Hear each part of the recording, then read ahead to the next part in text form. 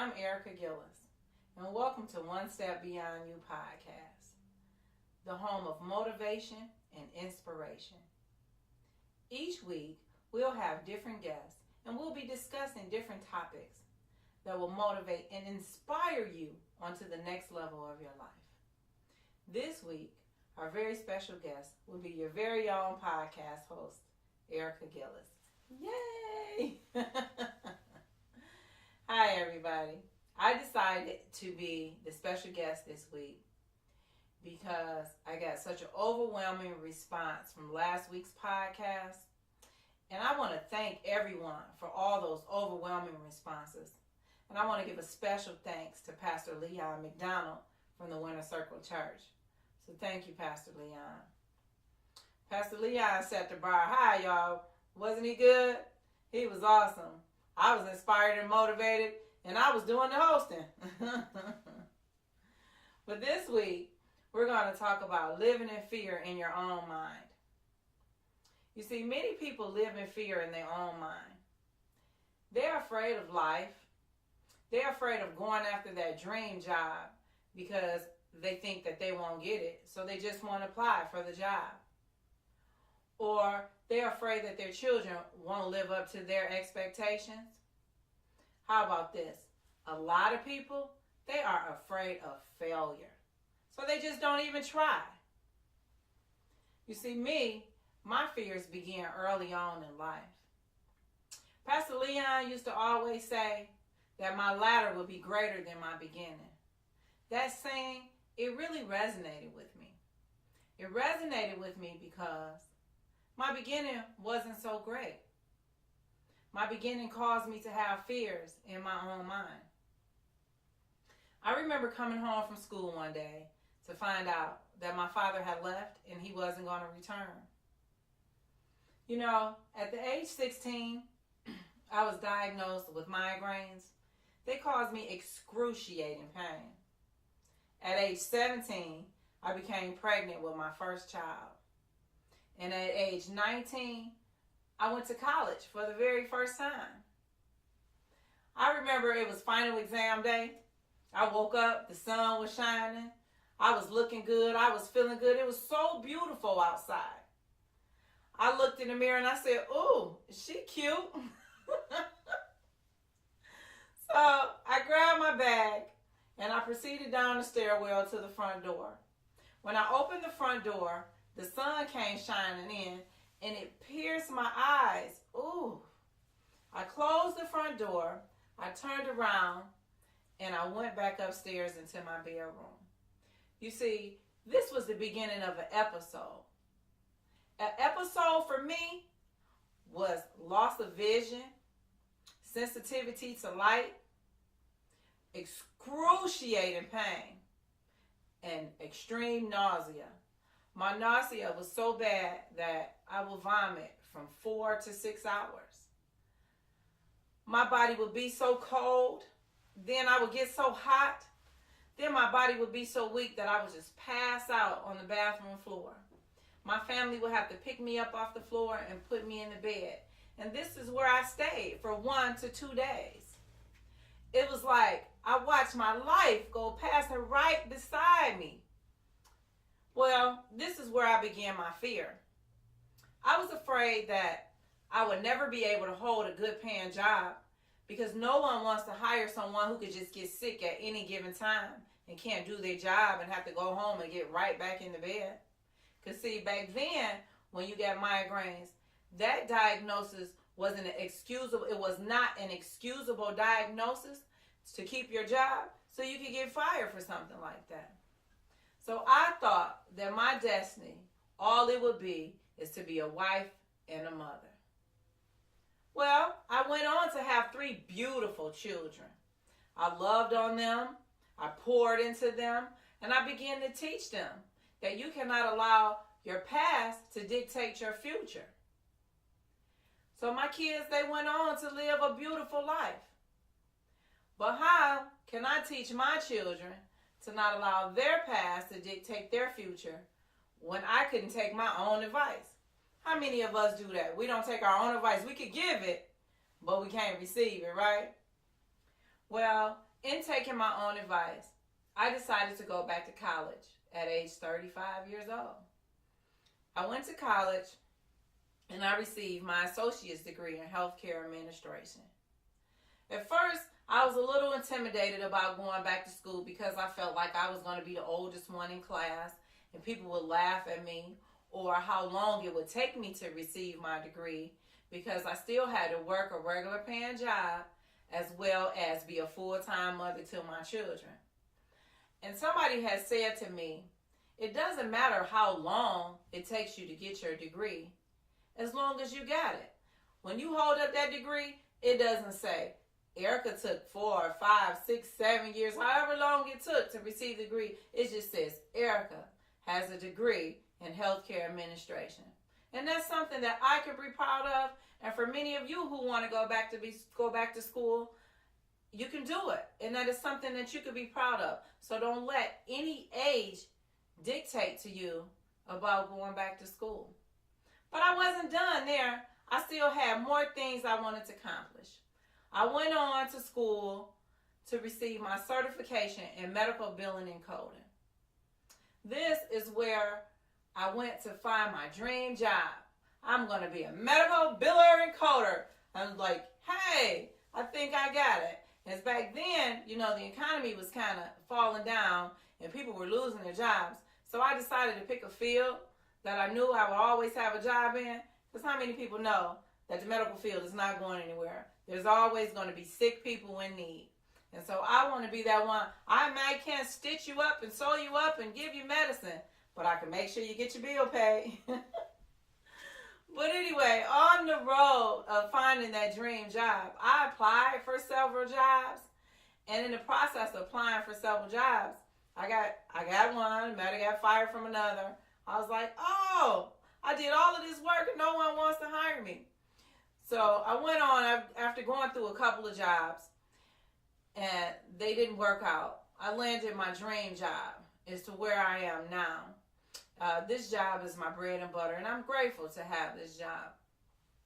What I realized in those experiences, that the jobs that I didn't keep or wasn't able to obtain, I learned a big lesson. I learned that I didn't want to work in the clinical field. I wanted to be non-clinical because I didn't want to work directly with patients. I didn't want to work directly with the doctors, because if you're in the medical field, you can understand from what I'm saying. So I landed my dream job. I'm happy, I'm excited. But then all of a sudden, I'm sitting at my desk. A year go by, and I am crying every single day. Those that know me, I tell this story all the time. I sat in my desk and I cried every single day for a year. I never understood why I was crying every day for a year.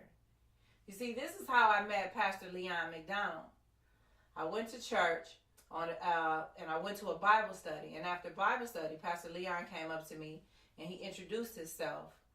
And he says, hi, I'm Pastor Leon, and who are you? And we did the thing. And I said, Pastor Leon, I'm here because I've been crying every day for a year. And he says, well, why are you crying? I said, I don't know. You see, I didn't have a reason to be crying legitimately, or so what other people on the outside thought. At that time, I had a daughter who was graduating from college and got a scholarship in Taiwan, and she went on to Taiwan to follow her dream. I had a son that was working at Chrysler. He was following his dream. And then my youngest son, he was following his dream into being a skateboarder and a chef. And now he's my very own videographer. So my kids, they were following their dreams. I should have been proud or had a lot to be happy for. So why was I crying? Well, Pastor Leon and Deacon Maurice, they prayed for me that night. It was a very good prayer. And what it did was it made me feel a lot better. It dried up the tears. And I was able to go on with my life. I started exercising and losing weight. I decided to go to school and get another certification. And, I was feeling better. But all of a sudden, when my father got sick, and he was really bad, that kind of sink me right back in my depression. And I didn't understand how I was able to sink down so low so fast. But what I realized was when Pastor Leon and Dinka Maurice prayed for me, they helped me, but that was just like a Band-Aid on the wound. It's like, how many of you know, like if you cut yourself, a deep cut, and you go to the hospital and they put a Band-Aid on it, then it might stop the bleeding for the moment, but the wound is not totally fixed. So that's what I did. I put a Band-Aid on the wound. So I had to figure out what I needed to do. And God sent somebody into my life that's a very special person. This person decided to mentor me. When he came into my life, he started teaching me about things that I didn't know. Now, this is just a mentor, and he was a friend. And prior to me allowing him to allow God to work through him to work on me, I just felt that all men that I come in contact with always wanted something from me. And I didn't understand how to deal with that process. But anyway, this brother came in the picture. God sent him to me, and God told him that he needed to mentor me. So he began to pour into me, and he began to teach me things like if I was the CEO of a company, how I'm supposed to run this company. When my employees are unhappy with me, how do I deal with the employees? When I had to have financial situations come about, how I handle the financial situations, what resources do I use?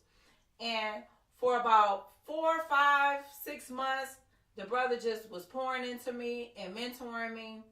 And my father, he was there.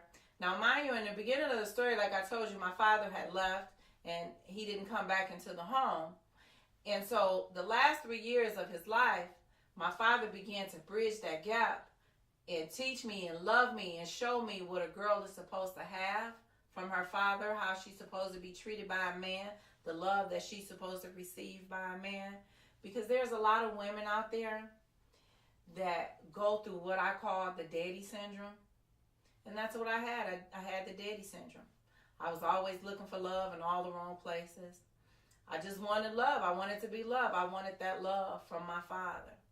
And when my father was able to come back the last 3 years of his life and give me that love that I needed, it really meant a lot to me.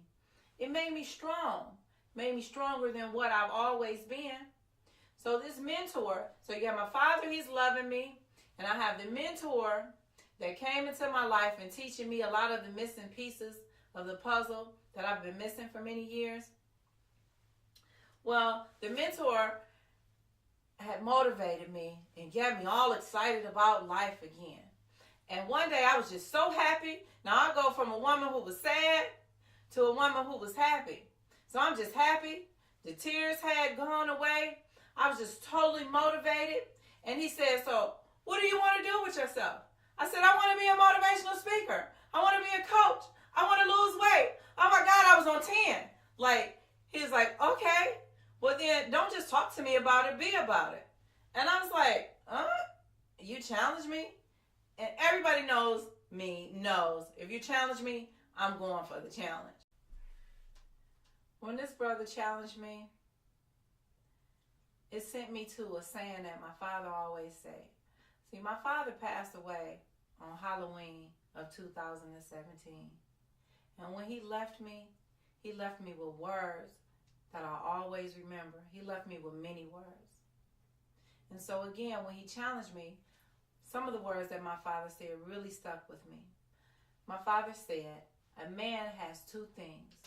A man has his word, and a man has his ambition. If I have no money, you can never take away my word.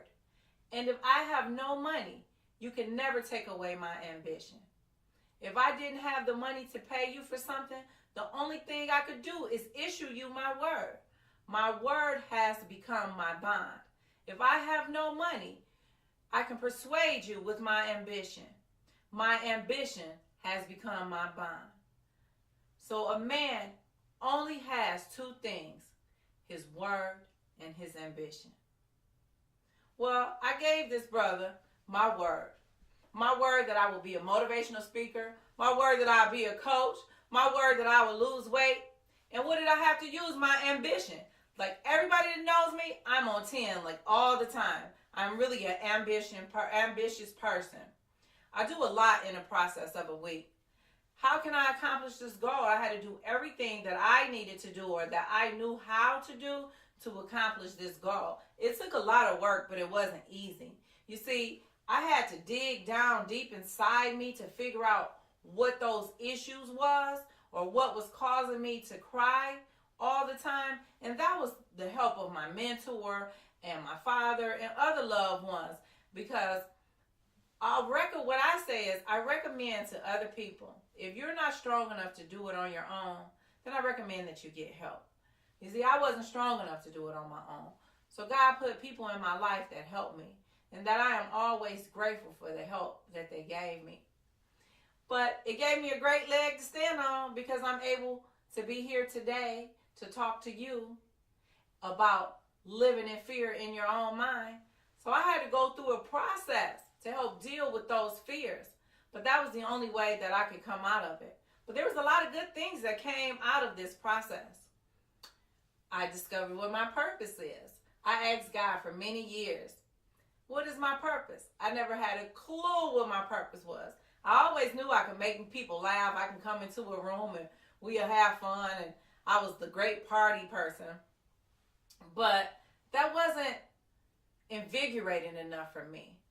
So out of this process, God showed me my purpose was that I could motivate you and inspire you and help you change your life, help you move on to the next level of your life. You see, we no longer want to live in that fear. We want to say no to that fear. We want to kick that fear to the side, let it go, push it back. Whatever you need to do, you got to let that fear go. And then we're going to move forward. You're going to move forward. I'm moving forward. You guys will always hear from me. I'm not going anywhere, because my father, he taught me some great values along the way. And I'm going to utilize those values, and I'll share more with those values along the way as you guys get to know me. But I just wanted to give you all a glimpse into my life and to understand from where I came from, and why I'm so excited to be your motivator, your inspirer, you know. And then again, I've been losing weight. I went to the doctor last week. I lost 25 pounds. Do I look good, y'all? Well, if y'all say no, I sure feel good, that's for sure. And so I encourage everybody to eat healthy and exercise and lose weight, because at the very least, it changes your mind and make your brain and your thoughts, and it just makes me feel good. It changes everything about me. And so I just wanted to share those things with you. And as we go forward, again, like I said before, I have many different guests coming on. And each guest offers something different. And I guarantee you will be changed by what they offer.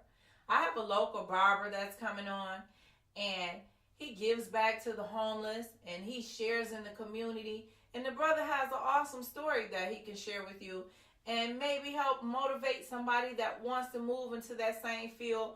But I remember what Pastor Leon has said when he was on the first podcast about the different members that we have in our church, how you can be sitting on the row and one person is a CEO and the other person is P.D. Pablo, and how the CEO teaches P.D. Pablo that they can be up here, and P.D. Pablo teaches the CEO if he don't keep doing right and keeping God first, he can lose it all and be down here. And so with that being said, I meet many different people, and there are going to be different people that's coming on this podcast. So you might have a CEO, you might have a P.D. Pablo, but I guarantee you, everybody that I bring on this podcast will have a story that you can relate to or will possibly touch somebody's life. It's not going to touch everybody, but my motto is, as long as if I touch one life, then I know that I've done my job and I lived up to the purpose that God has asked me to be. I also have a financial advisor coming onto the show. So if you have a business and you have advice or things that you need to know about growing your business in the financial aspect, then this advisor, he'll help you. I have a fitness trainer coming on, and we're going to talk about eating healthy, meal planning, all these different things. And I'm excited about the healthy eating and learning and getting more knowledge about it, because you see Pastor Leon, he talked about me eating healthy.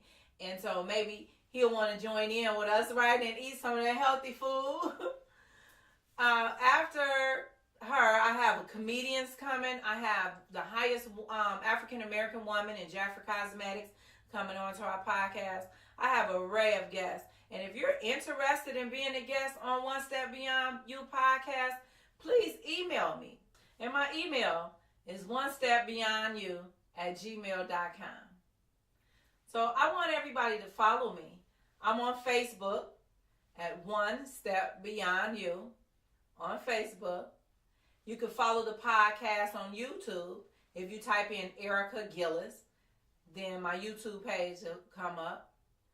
I'm on the gram. You guys can follow me on the gram at One Step Beyond You.